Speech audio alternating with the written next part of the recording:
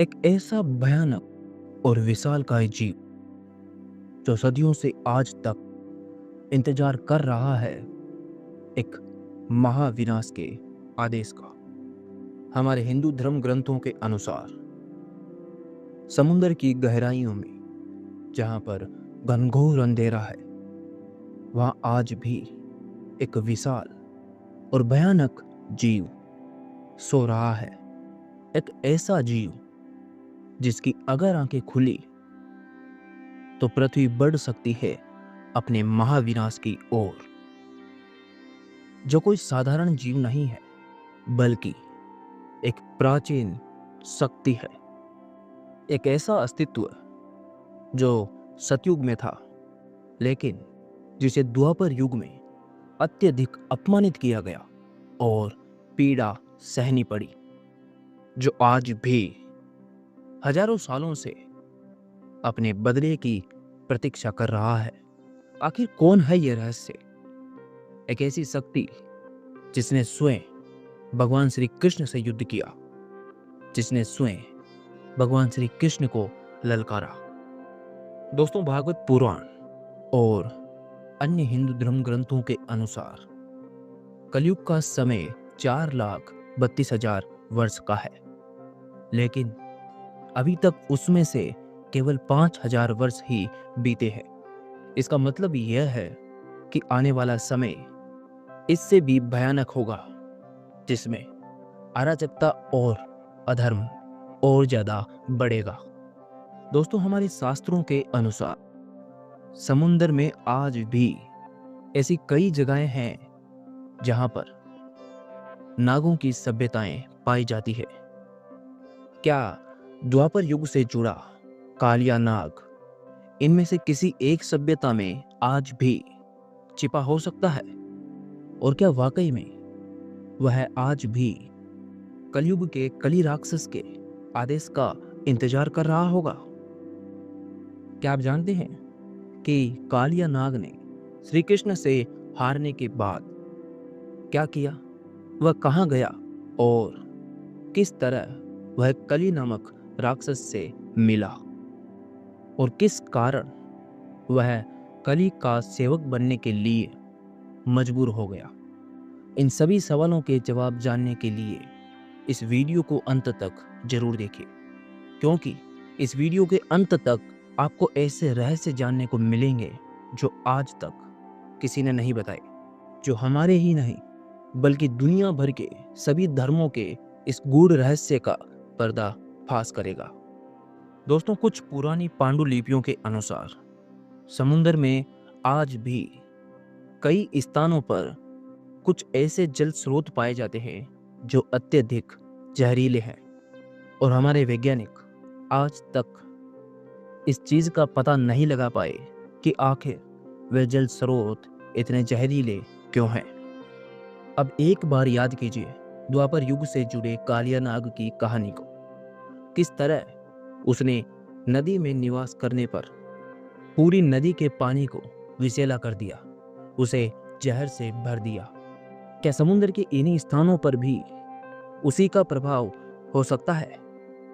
और क्या आप जानते हैं कि तांत्रिक ग्रंथों के अनुसार कली और नागों का एक गुप्त समझौता हुआ था, जिसके बारे में कोई भी धर्म खुलकर बात नहीं करता, जिसके तहत समय आने पर कालिया नाग को कली के अधीन होकर इस दुनिया के विनाश के लिए काम करना होगा। और आज के इस वीडियो में हम ये भी जानेंगे कि क्या लेविथान और कालिया नाग एक ही जीव है या फिर अलग अलग।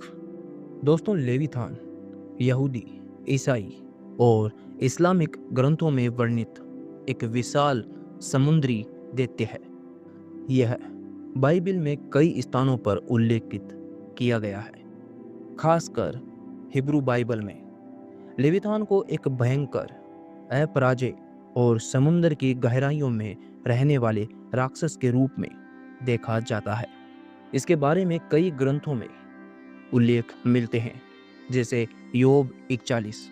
इसमें लेविथान को एक विशाल अग्नि उगलने वाले, कांटेदार चमड़ी वाले और पानी में रहने वाले दैत्य के रूप में वर्णित किया गया है, जिसे कोई भी मानव अपने बल से पराजित नहीं कर सकता। दूसरा है भजन संहिता 74:14। इसमें कहा गया है कि ईश्वर ने लेविथान के सिरों को कुचल दिया था और इसे रेगिस्तान के जीवों को भोजन के रूप में दे दिया था। तीसरा है यशायाह। इसमें उल्लेख मिलता है कि अंतिम समय में ईश्वर अपनी तलवार से इस समुद्री दैत्य को नष्ट कर देंगे। दोस्तों, लेविथान का नाम ही हमें यह दर्शाता है कि यह एक कुंडली मारे हुए एक विशाल सर्प के रूप में स्थित था।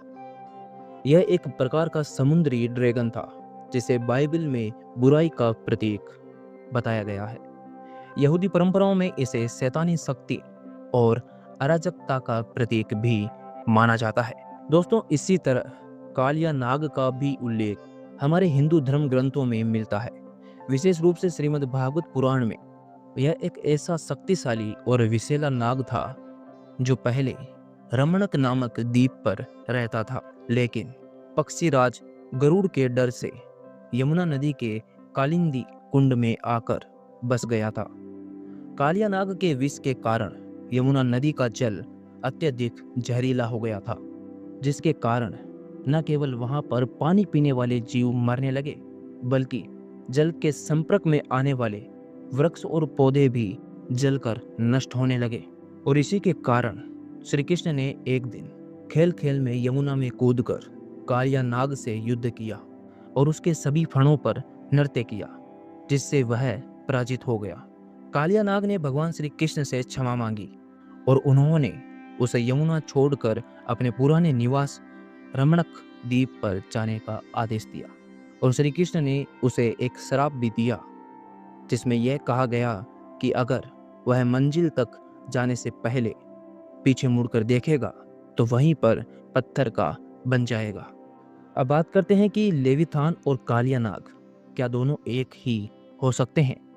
अगर हम हिंदू धर्म ग्रंथों और यहूदी ईसाई परंपराओं की तुलना करें तो कुछ समानताएं और कुछ विभिन्नताएं स्पष्ट रूप से हमें देखने को मिल सकती है। दोस्तों, ये दोनों ही एक विशाल जल के जीव थे। लेविथान को समुद्री ड्रैगन माना जाता था, जबकि कालिया नाग एक जल में रहने वाला महान नाग था। दोनों बुराई और अराजकता के प्रतीक थे।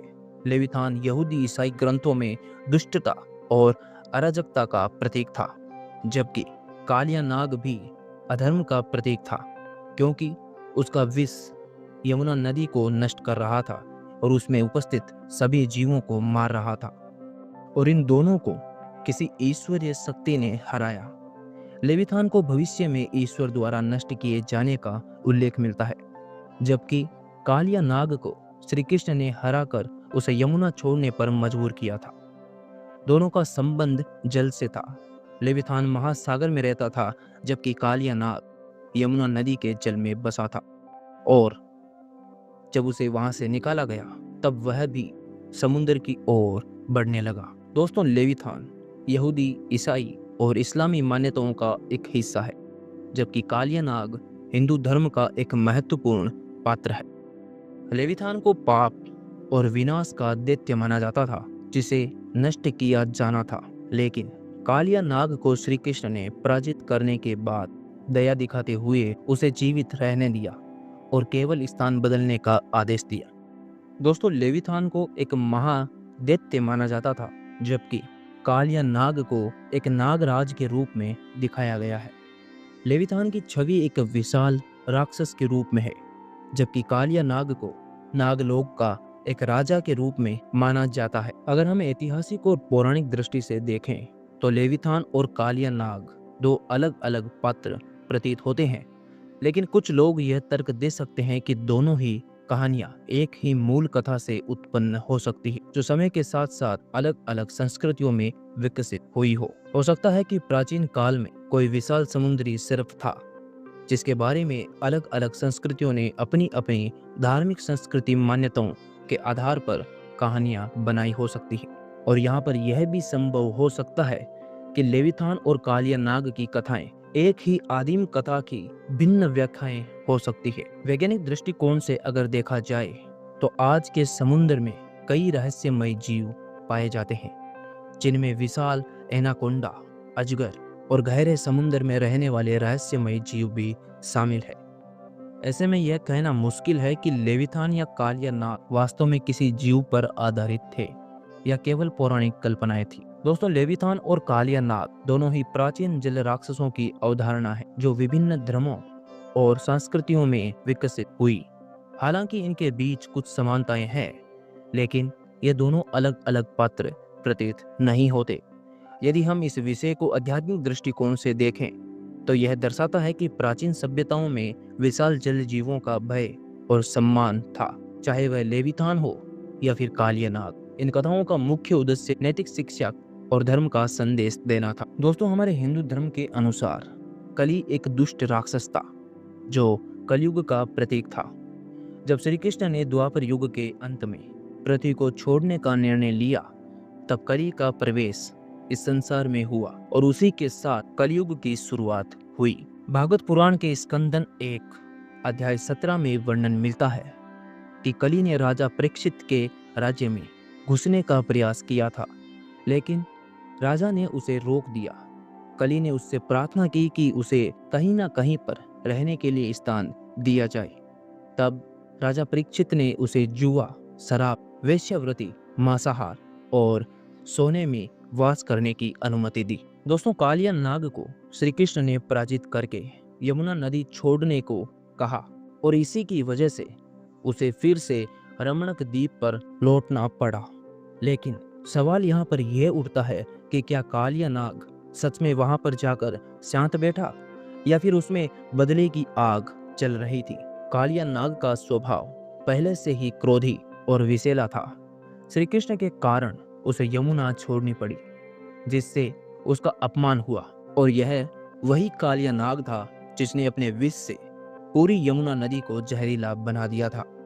ऐसे में यह संभव था कि उसने मन ही मन बदले की योजना बनाई हो कि जब श्री कृष्ण पृथ्वी से प्रस्थान कर गए तो कली राक्षस को मौका मिला, और जब भगवान श्री कृष्ण इस पृथ्वी से प्रस्थान कर गए तब कली राक्षस को मौका मिला। जब भगवान श्री कृष्ण ने पृथ्वी को छोड़ा तब कालिया नाग को लगा कि उसका समय आ गया है।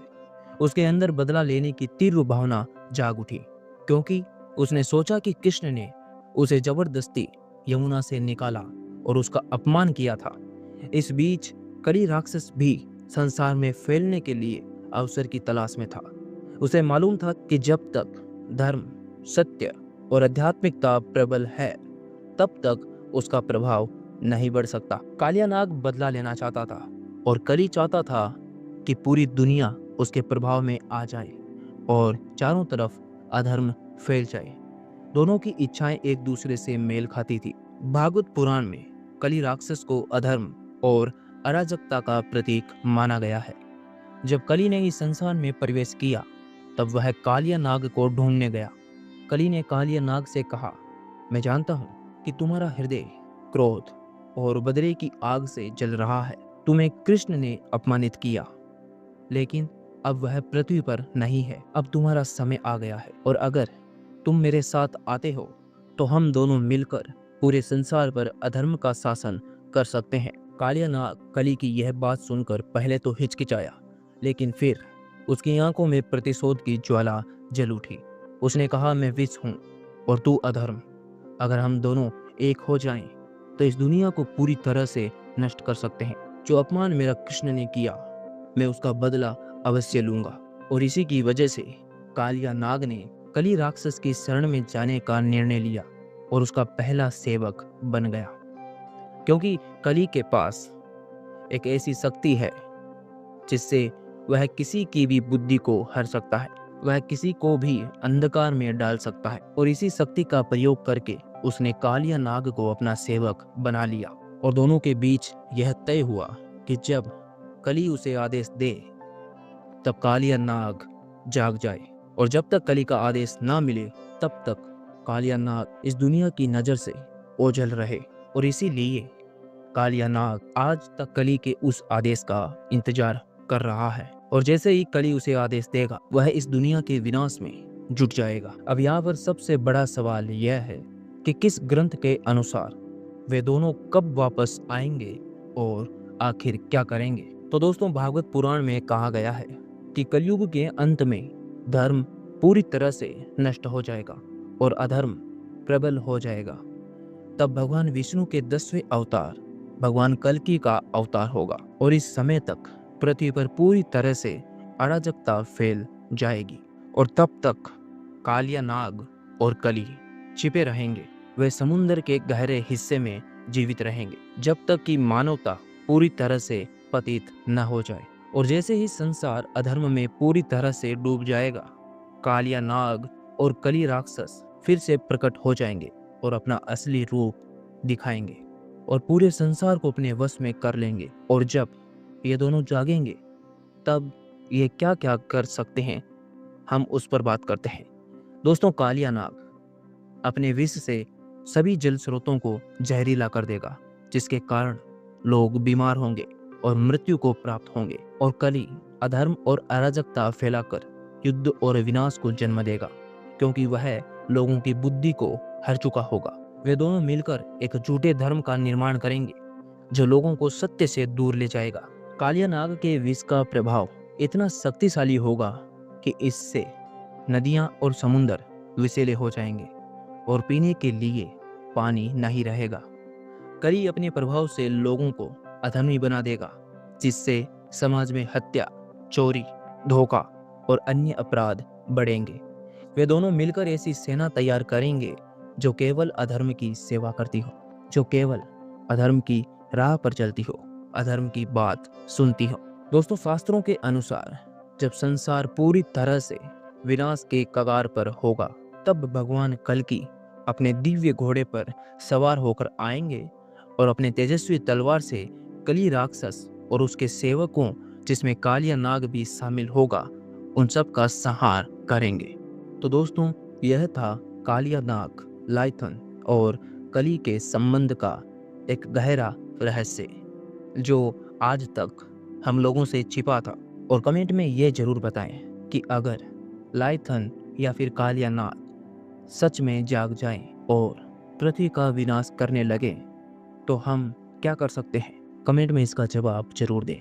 बाकी दोस्तों, अगर आपको ये वीडियो अच्छा लगा तो इसे लाइक करें और अगर आप हमारे चैनल पर नए हैं तो हमारे चैनल को सब्सक्राइब जरूर करें। बाकी अपने दोस्तों और अपने परिवारजनों के साथ इस वीडियो को शेयर जरूर करें। हरे कृष्णा।